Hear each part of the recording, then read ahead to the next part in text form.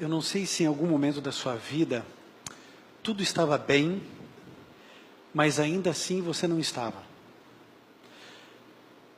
Eu acho que todos nós já experimentamos a sensação de um vazio interior, onde a gente não consegue detectar a razão da nossa insatisfação. C.S. Lewis, talvez um dos maiores pensadores modernos do cristianismo, ele disse uma coisa interessante. Ele declarou assim, mais ou menos assim: a única razão pela qual eu entendo que nada me satisfaça neste mundo é pelo fato de que eu não fui feito para esse mundo. Às vezes as coisas andam bem na nossa vida.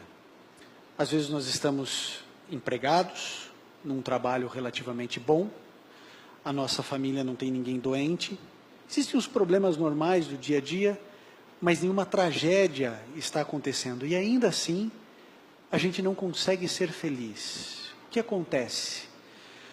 Porque as pessoas que frequentam igrejas também sentem isso. Não são só as pessoas que se afastaram de Deus ou que não creem em Deus sentem isso. Todos nós, em algum momento, sentimos. Às vezes com uma intensidade maior, outras com uma intensidade menor, mas todos nós, em algum momento, sentimos isso. Bom, eu gostaria de começar falando para vocês de uma situação que aconteceu na minha casa já há alguns anos. Eu tenho 2 filhos, o Gabriel de 11 anos, a Sofia de 8 aninhos. E o Gabriel, quando era pequenininho, ele devia ter uns 4 para 5 anos, nós morávamos em um apartamento e ele tinha uma brincadeira que ele gostava muito de fazer comigo. Essa brincadeira é de esconde-esconde. Acho que todo mundo já gostou e já brincou disso, né? Esconde-esconde. E você brinca disso na infância e depois, quando você fica adulto, você torna a brincar com os filhos. E o Gabriel, toda vez que ele sabia que eu estava chegando em casa, ele saía correndo para se esconder. E assim, era uma brincadeira gostosa, porque eu via que ele se divertia muito, ele gostava muito. O problema é que o Gabriel sempre se escondia no mesmo lugar. Ele abria a porta do guarda-roupa, ali tinha um calceiro, as calças enfileiradas, ele entrava ali por trás, se cobria e ainda fechava a porta. Então ele imaginava, na inocência dele, que ele jamais seria descoberto, ou que seria muito difícil para mim achá-lo. E eu todas as vezes chegava em casa e falava assim, mas onde é que foi parar esse menino? E eu ia para um lado, para o outro, e ele lá dentro, né? Eu imagino que para ele não deveria ser um lugar agradável, a não ser para brincadeira. Na mente dele, ali era o melhor lugar para ele estar escondido. E ali ele ficava. A sensação que eu tenho é que a gente brinca de esconde-esconde com Deus o tempo inteiro. A gente se esconde de Deus de muitas maneiras, sempre no mesmo lugar. Sempre dentro do nosso egoísmo. Nós acreditamos que o mundo gira ao nosso redor. E nós cremos que nós somos o centro da nossa vida. Nós imaginamos que as coisas precisam convergir a fim de que a nossa vontade prevaleça. Enquanto não entendermos que nós somos coadjuvantes da nossa própria história, vamos continuar sofrendo. Todas as vezes que Jesus não é o centro da sua vida, o eixo muda e você sofre. Não importa quem você seja, não importa a sua denominação religiosa, não importa o conjunto de valores que você tenha carregado durante a vida. Talvez você seja uma pessoa honesta, íntegra. Talvez você seja um bom pai, uma boa mãe, um bom profissional. Talvez você até dê a passagem para alguém no trânsito. Se você for o centro da sua vida, você sempre terá problemas. O universo não conspira contra você, mas ele também não trabalha a seu favor. O centro da história desse planeta é Jesus. Tudo converge para Ele e tudo sai a partir dele. Ele é o centro. Nós orbitamos ao redor desse ser, Jesus.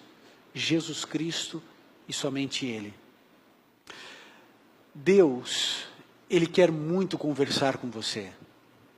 Porque Ele entende as tuas dores, as tuas lágrimas, as tuas tristezas.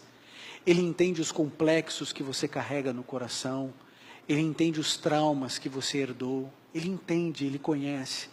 Há um pensamento que é como se Jesus Cristo estivesse dizendo para você agora.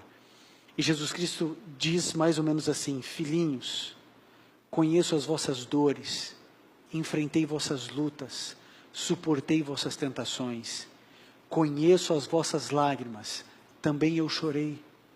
Aqueles pesares demasiado profundos para serem desafogados em algum ouvido humano, eu os conheço. Não penseis que estáis perdidos e abandonados. Ainda que vossa dor não encontre eco em nenhum coração da terra, olhai para mim e vivei. Ainda que vossa dor não encontre eco em nenhum coração da terra, olhai para mim e vivei. Jesus entende quem nós somos, não nos condena, porque a palavra do Senhor diz que Jesus Cristo, quando veio a essa terra, declarou: não vim para condenar. Jesus, Ele não quer entrar na sua vida para condenar você, Ele quer entrar na sua vida para reescrever sua história, para trazer a você um futuro de paz e para colocar dentro de você esperança de dias melhores. Agora, como Jesus Cristo vai falar com você? É através desse livro, da Bíblia. Ele vai falar com você através da palavra dEle. Você sabe que nós vivemos em uma sociedade que está focada na existência. Depois que o racionalismo de Kant não funcionou, e a Segunda Guerra Mundial foi uma dessas evidências, alguém tirou do bolso Sartre com a sua filosofia de existencialismo. E todos nós hoje, no Ocidente, vivemos a partir dessa cosmovisão, que diz o seguinte: o que importa é você, o que importa é o seu bem-estar. Procurar o que é certo ou definir o que é errado já não tem mais tanto valor. A busca da verdade se tornou inócua no sentido de trazer progresso moral e de valores para a sociedade. Então, se a verdade ela é algo inatingível, eu devo me preocupar com a minha própria existência e eu posso então agora criar a minha própria verdade. E aí então as pessoas elas vão criando suas próprias crenças, vão criando seus próprios valores, e cada um de nós trilha um caminho diferente. E é por isso que a gente sofre tanto, porque a gente não consegue acertar o caminho. No entanto, embora a nossa sociedade desvalorize hoje a verdade, seja ela qual for, veja, preste atenção, conhecer aquilo que é verdade sobre qualquer coisa é muito difícil. Agora, não é porque é difícil que eu e você devemos nos abster disso. Às vezes, o melhor caminho é o mais difícil. Todos nós precisamos partir de um pressuposto aqui nesse momento. A verdade existe, seja ela qual for, a verdade absoluta existe. Eu quero dar alguns exemplos bem claros para que você perceba que algumas verdades são irrefutáveis. Por exemplo, todos nós aqui cremos que não adianta você bater os braços para sair voando. Se você duvida de mim, na saída, tente. Ok? Você vai se frustrar. Se você subir aí no alto de um muro e falar assim, não, Deus vai me ajudar, né? Bata os braços e pule, mas você vai cair. Porque nós sabemos que para voar não basta bater os braços. Todos nós sabemos que a Terra não é plana. Todos nós sabemos que qualquer coisa viva vai morrer. Está vivo, vai morrer. Existem verdades que elas são irrefutáveis. Você é um ser humano e para que você possa continuar vivo, você precisa de água. Ninguém aqui, nenhum de nós, seria louco a ponto de dizer assim, não, na minha verdade é diferente, na minha verdade eu não preciso tomar água, eu posso comer areia e vai ter o mesmo efeito do que tomar água. Não faz sentido isso. E isso se estende também, por exemplo, no campo da moralidade. Não existe nenhuma sociedade que valorize a covardia, por exemplo. Nenhuma cultura, em nenhum tempo, em nenhuma sociedade, a covardia foi classificada como uma virtude, por exemplo. Embora queiram dizer para você e para mim que cada um de nós pode construir sua própria verdade, isso não se estende a todas as coisas. Existem verdades que são absolutas, e claras, e evidentes.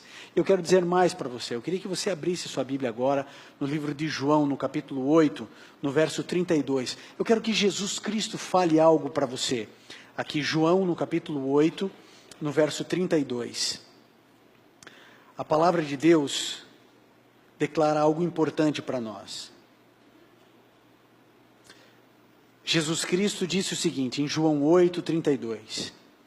E conhecerão a verdade, e a verdade os libertará. Se fosse impossível descobrir a verdade sobre as coisas, ou se a verdade não fosse real, se toda a verdade fosse relativa, Jesus Cristo estaria errado, e se ele cometesse um erro como esse, ele não seria quem ele afirmou ser. Ele afirmou ser Deus. O nosso Deus não erra. Não há equívocos na palavra do Senhor, na palavra de Deus. Não há erro. Jesus Cristo disse, vocês conhecerão a verdade, e a verdade vai libertar você. A verdade, ela é capaz de libertar você da ignorância, do sofrimento, da dor, das crises existenciais, das angústias da alma. Por isso, a partir do que Cristo disse, é uma obrigação minha e sua, buscarmos a verdade, seja ela qual for. E você sabe que muitas vezes a verdade vai diretamente no sentido oposto àquilo que nós cremos, e esse é o grande problema. Porque quando a caveira da verdade se apresenta, a gente descobre que ela é muito mais dura do que o fantasma da mentira. E parece que muitos de nós preferimos a ignorância, e as nossas verdades, que são verdades apenas para nós, e a gente vive a nossa mentira como sendo verdade. Mas viver uma vida assim, além de ser pobre, além de não ser honesta, vai contra a orientação do seu Salvador Jesus. Ele diz a você, conheça a verdade, busque a verdade, clame pela verdade. Agora, onde eu encontro a verdade? Se Jesus Cristo disse, vocês devem conhecer a verdade, porque essa verdade é que vai libertar vocês, ele precisa, de alguma maneira, nos mostrar e nos dizer onde encontramos essa verdade. E ele declara isso, sabe onde? João 17, 17. Ele deixou isso muito claro, quando ele declara para você e para mim, nesse capítulo e nesse verso, João 17, 17, uma das verdades mais lindas da palavra de Deus. João 17, 17, diz o seguinte, é Jesus falando. Santifica-os na verdade, a tua palavra é a verdade. Santifica-os na verdade, a tua palavra é a verdade. A palavra da verdade não está em nenhuma denominação religiosa. Eu vou repetir isso para você. A verdade não está dentro de igreja nenhuma. Jesus Cristo, o seu Salvador, ele declara o seguinte, vocês precisam conhecer a verdade, porque a verdade vai libertá-los. E ele disse assim, Senhor, Pai, é uma oração que Jesus está fazendo para Deus, é a oração sacerdotal do capítulo 17 de João. Ele declara, santifica-os na verdade, a tua palavra é a verdade. Você quer saber a vontade de Deus para a sua vida? Então, meu amigo, é aqui que você precisa encontrar, é nesse livro. Você não vai encontrar a verdade de Deus nos meus sermões, nem na Rede Novo Tempo de Comunicação, nem no Espaço Viva Mais, nem em outro lugar. Você vai encontrar aqui dentro, na Bíblia, na palavra de Deus. Sabe por que isso é tão significativo e importante?